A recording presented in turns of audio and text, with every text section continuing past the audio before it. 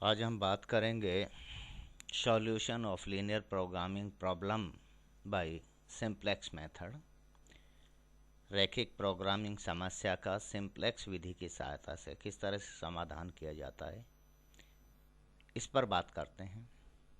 तो रैखिक programming problem हमारे सामने यह है कि मैक्सिमाइज कीजिए pi equal to 6x1 + 7x2। यह उद्देश्य फलन है और संरचनात्मक प्रतिबंध subject to 2x1 + 3x2 less than equal to 12, 2x1 + x2 less than equal to 8 and x1 and x2 both are greater than equal to 0, जो कि नॉन नेगेटिविटी कांस्टेंट है। और ये उदाहरण हमने ग्राफ की विधि जब हमने डिस्कस की थी, उसका अध्ययन किया था, तब भी लिया था। अब देखिए, जब रैखिक प्रोग्रामिंग समस्या को हम सिंप्लेक्स विधि की सहायता से हल करना चाहते हैं तो उसके लिए हमें मूकचर डालने पड़ेंगे। ये जो संरचनात्मक प्रतिबंधों को में हमें मूकचर डमी वेरिएबल्स डालते हैं। और डमी वेरिएबल्स किस तरह से डालेंगे वो मैं जैसे जैसे हमारी ज़रूरत होगी वैसे वैसे मैं बताता रहूँगा। यहाँ पर चूंकि लेस देन इक्वल कांस्टेंट जो हमारा लेस देन इक्वल टू है, तो ऐसे में इसमें स्लैक वेरिएबल्स डालेंगे, जुड़ेंगे। ठीक है, तो प्रॉब्लम हो जाएगी मैक्सिमाइज कीजिए pi equal to 6x1 + 7x2 plus, अब देखिए यहाँ तो मैं डाल रहा हूँ S0 × S1 + 0 × S2। इससे कोई फ़र्क नहीं पड़ा। ये जो है स्लैक वेरिएबल है। ठीक है, अब ये प्रतिबंध में डालने हैं बेसिकली, तो ताकि नॉन नेगेटिविटी वो इनइक्वलिटी कांस्टेंट इक्वलिटी कांस्टेंट में चेंज हो जाए, इसलिए डाले जाते हैं। अब देखिए, पहले प्रतिबंध में हम स्लैक वेरिएबल डालेंगे तो क्या हो जाएगा, 2x1 + 3x2 plus S1, 1 × S1 है, ये इसका गुणांक S1 है, प्लस 0 × S2। इसका मतलब 0 ही होता है, लेकिन डालेंगे ऐसे ही इक्वल टू 12। अब ये इक्वलिटी कांस्टेंट बन गया इक्वेशन में। दूसरा प्रतिबंध 2x1 + x2 प्लस 0 × S1। अब इसमें हम S1 डाल चुके हैं, इसलिए इसका गुणांक 0 है, प्लस इसमें S2 डालेंगे, 1 × S2 equal to 8। x1 x2 S1 S2 ये चॉइस वेरिएबल्स हैं, ध्यान रखना, ये सभी धनात्मक हैं। ठीक है ना। अब देखिए, आप पहले मैं आपके ग्राफ के तरीके पे चलता हूँ। स्ट्रक्चरल जो हमारे कॉन्स्टेंट्स हैं, दो प्रतिबंध है हमारे पास में। एक तो है 2x1 + 3x2 = 12, जो हमने इक्वलिटी इक्वेशन में इसको डाल दिया, इनइक्वलिटी से इक्वलिटी में। तो x1 = 0 रख के x2 की वैल्यू निकालेंगे, x2 = 0 रख के x1 की वैल्यू निकालेंगे, तो हमारे पास बिंदु आएंगे 0 और 4 और 6 और 0, जो कि हम पहले डिस्कस कर चुके हैं। ये पहले प्रतिबंध के दो बिंदु आ गए। जब इनको हम प्लॉट करेंगे तो ये वाला हो जाएगा, ये पहले प्रतिबंध का। मैंने इसको CD लिख दिया है, वो चलो कोई फ़र्क नहीं पड़ता उससे। C बिंदु के जो निर्देशांक 0, 4 और D बिंदु के निर्देशांक 6, 0 हैं। इसी तरह से दूसरे प्रतिबंध को जब हम प्लॉट करेंगे 2x1 + x2 = 8 को, तो इसमें x1 = 0 रखेंगे तो x2 की वैल्यू, और x2 = 0 रखेंगे तो x1 की वैल्यू आ जाएगी, और बिंदु हमारे पास आएंगे 0, 8 और 4, 0।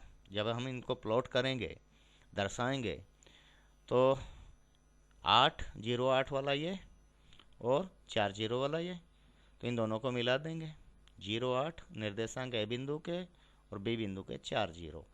अब लेस देन इक्वल टू है हमारा स्ट्रक्चरल कांस्टेंट, तो इसलिए इससे नीचे का क्षेत्र जो है, इन दोनों प्रतिबंधों के नीचे का क्षेत्र फिजिबल रीजन होगा। ये हम पढ़ चुके हैं, फिर एक बार दोहरा रहा हूँ।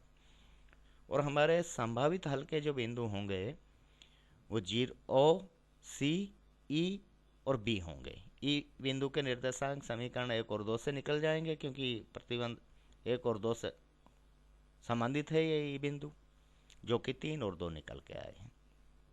ठीक है, ये हमने पिछले अध्याय में, पिछले डिस्कशन में जब हमने ग्राफ की विधि पढ़ी थी, यहाँ तक हमने अच्छे से पढ़ा है। हमने अनुकूलतम हल भी निकाला था वहाँ। तो देखिए, अब एक टेबल बनाते हैं। पॉइंट्स लीजिए। अब यहाँ हमारे पास में जो वेरिएबल्स हैं, चॉइस वेरिएबल्स, इच्छित चर हैं, वो अब 2 नहीं बचे, अब 4 हो गए। ये ध्यान रखना। बिंदु, मूल बिंदु O, इस O पर x1 बराबर 0, x2 बराबर 0। मैंने लिखा है s1 बराबर 12, s2 बराबर 8। ये कहाँ से आया? ये देखिए आप, ये कहाँ से आया? ये यहाँ से आएगा। संरचनात्मक प्रतिबंध पे आइए। जब x1 बराबर 0 और x2 बराबर 0, तो s1 बराबर 12 हो गया। यहाँ देखिए आप, ये तो 0 है ही, ये भी 0, तो s1 बराबर 12। दूसरे प्रतिबंध में देखिए, x1 0, x2 0 और ये भी 0, तो s2 बराबर 8। इसलिए इनकी वैल्यू s1, जब पहले जो मूल बिंदु पर s1 बराबर 12 और s2 बराबर 8 आए। अब सी बिंदु पे आइए। सी बिंदु पे x1 बराबर 0 है और x2 बराबर 4 है, तो लिख दिया मैंने 0 और 4 लिख दिया। अब ये वैल्यू संरचनात्मक प्रतिबंधों में डाल के देखिए। संरचनात्मक प्रतिबंध में जब x1 बराबर 0 रखेंगे, यहाँ पे देखिए, पहले प्रतिबंध में रखिए, तो ये 0 हो गया। और 3x2 है ना, प्लस s1 बराबर 12, तो s1 बराबर 0, तो x2 बराबर 4। ठीक है, या ऐसे कर लो, ये इसकी वैल्यू 4 निकाली हुई है, डाली हुई है हमने। x1 0, x2 बराबर 4 है, तो s1 बराबर 12 माइनस 12 बराबर 0। तो यहाँ देखो मैंने क्या लिखा है, s1 0 ही लिखा है मैंने। ये देखो s1 0 लिखा है। और s2 मैंने 4 लिखा है, तो कैसे लिखा है वो देखिए आप। दूसरे प्रतिबंध पे आइए। x1 क्या है? 0 है। x2 कितना है? 4 है। और ये 0 हो ही गया। s2 बराबर 8 माइनस x2, और x2 कितना है? 4 है। 8 माइनस 4 बराबर 4, तो इसलिए s2 बराबर 4। ये लिख दिया, देखो ये लिख दिया। अब ई बिंदु पे आइए। ई बिंदु के निर्देशांक 3 और 2 हैं, यानी x1 बराबर 3 और x2 बराबर 2। तो s1 और s2 की वैल्यू क्या आएगी? x1 बराबर 3, तो 3 दूना 6, और x2 बराबर 2, 6, 6 6 12, तो s1 बराबर 0, 12 माइनस 12। यहाँ पे भी देख लीजिए, 6, 2 गुणा 3 6, और x2 कितना है? 2, 6 प्लस 2 8, तो s2 बराबर 8 माइनस 8 बराबर 0, s1 बराबर 0 और s2 बराबर भी 0 होंगे ई बिंदु पर। अब मैं क्यों कर रहा हूँ वो मैं आगे बताऊंगा इन सबको। फिर बी बिंदु पे आइए। बी बिंदु के निर्देशांक हैं 4 और 0, यानी x1 बराबर 4 है तो x2 बराबर 0 है। जब x1 बराबर 4 है, तो अब वहाँ जाइए आप वापिस। x1 बराबर 4 है, तो x2 की और x2 बराबर 0 है। ठीक है, x2 बराबर 0 तो ये ख़त्म, बचेगा क्या? यहाँ 4 रखिए, 4 दूना 8, s1 बराबर 12 माइनस 8 बराबर 4, तो s1 की वैल्यू 4 आएगी। टेबल में देख लेना, 4 ही लिखा है मैंने। फिर s2 की वैल्यू निकालनी है। s2 की वैल्यू यहाँ से निकलेगी, दूसरे में है s2 जो है, क्योंकि इसमें तो गुणांक 0 है। अब x1 बराबर 4 है, तो 2 गुणा 4 8, और x2 कितना? 0, ये भी 0, तो s2 बराबर 8 माइनस 8 बराबर 0। ठीक है, ये 0 होना चाहिए, यही लिखा है मैंने, आप चेक कर लो। ये देखो S2 बराबर 0। अब यहाँ मैंने जो टेबल बनाई है इसमें देखिए क्या क्या लिखा है मैंने बिंदु लिखे हैं, ये चर हैं, ये 6 चर हैं, ये x1 x2 s1 s2। अब धनात्मक मूल्य वाले जो चर हैं उनकी संख्या कितनी है, देखो धनात्मक ग्रेटर देन 0 कितने हैं, 0 0 1 और 2, ये 2 हैं धनात्मक। यहाँ पे भी देखिए 1 और 2 धनात्मक मूल्य वाले चर, ये सारे इच्छित चरों की बात कर रहा हूँ मैं, इच्छित चर में ये सारे हैं, जिसमें डमी वेरिएबल्स भी शामिल हैं इसमें। 4 और 4 यानी 1 और 2 2, यहाँ पे भी देखिए धनात्मक मूल्य वाले चर 2, यहाँ पे भी 2, धनात्मक मूल्य वाले चरों की संख्या 2, और संरचनात्मक प्रतिबंधों की संख्या कितनी है, वो भी 2 है। प्रतिबंधों की संख्या 2 और धनात्मक मूल्य वाले चरों की संख्या 2, प्रत्येक बिंदु पर ऐसा है। अब आगे चलते हैं, अब आगे कुछ समझाने की चीज़ें, इसलिए मैंने इनको लिया था। फिजिबल रीजन, संभाव्य क्षेत्र, वह क्षेत्र जो संरचनात्मक प्रतिबंध एवं अऋणात्मकता प्रतिबंध, नॉन नेगेटिविटी रेस्ट्रिक्शंस, दोनों को संतुष्ट करे, उसे संभाव्य क्षेत्र कहते हैं। और रेखा चित्र में ये हमने OCEB से दर्शाया है, ठीक है। इसकी परिभाषा अगर करना चाहे तो वह क्षेत्र जो संरचनात्मक प्रतिबंध और ऋणात्मकता प्रतिबंध इन दोनों को संतुष्ट करता, उसे संभाव्य क्षेत्र कहते हैं। अब ये सिंप्लेक्स मोड में चले गए हम, ध्यान रखना। फिजिबल सॉल्यूशन, संभाव्य हल, संभाव्य क्षेत्र में स्थित बिंदु संभाव्य हल होता है, कोई भी बिंदु हो सकता है। सामान्यतः संभाव्य क्षेत्र को दर्शाने वाले बहुभुज के किनारे के बिंदु संभाव्य हल के बिंदु होते हैं जनरली, लेकिन ऐसा जरूरी नहीं है, ध्यान रहे। अब एक है आधारभूत हल, बेसिक सॉल्यूशन, वह हल जहां धनात्मक मूल्य वाले चरों की संख्या, मैंने अभी लिखा था, जिसमें इच्छित चर व मूक चर हैं, choice variables plus dummy variables, दोनों को मिला के संरचनात्मक प्रतिबंधों की संख्या के बराबर हो, आधारभूत हल कहलाता है। संभाव्य क्षेत्र के किनारे के बिंदु सामान्य रूप से आधारभूत हल के बिंदु भी होते हैं। अब यदि संरचनात्मक प्रतिबंध, देखिए मैंने लिखी है हर चीज को, यदि संरचनात्मक प्रतिबंध लेस देन इक्वल टू हो तो स्लैक वेरिएबल्स डालेंगे, जो कि मैंने S1 और S2 के रूप में डाले।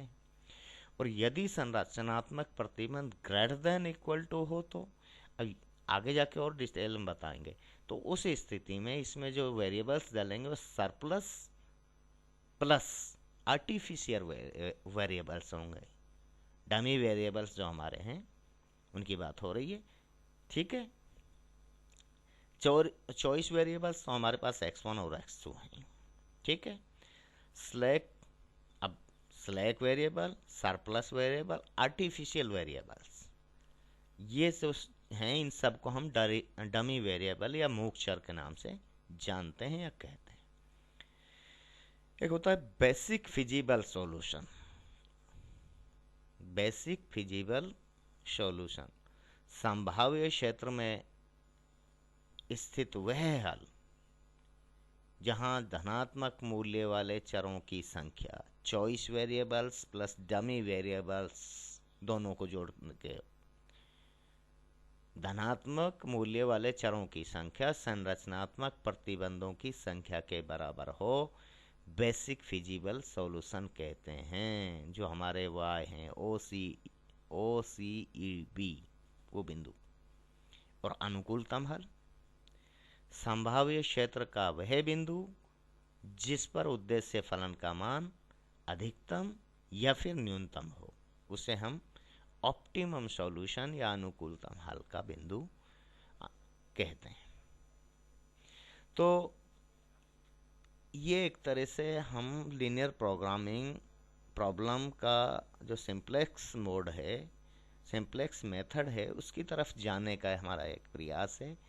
तो प्रॉब्लम को सिंप्लेक्स विधि से हल करने के लिए या तो हम उसमें स्लैक वेरिएबल्स डालेंगे, डमी वेरिएबल्स जो डालते हैं वो हमारे प्रतिबंध, संरचनात्मक प्रतिबंधों के स्वरूप पर निर्भर है कि या तो हम उसमें स्लैक वेरिएबल्स डालेंगे या फिर उसमें हम सरप्लस प्लस आर्टिफिशियल वेरिएबल्स डालते हैं।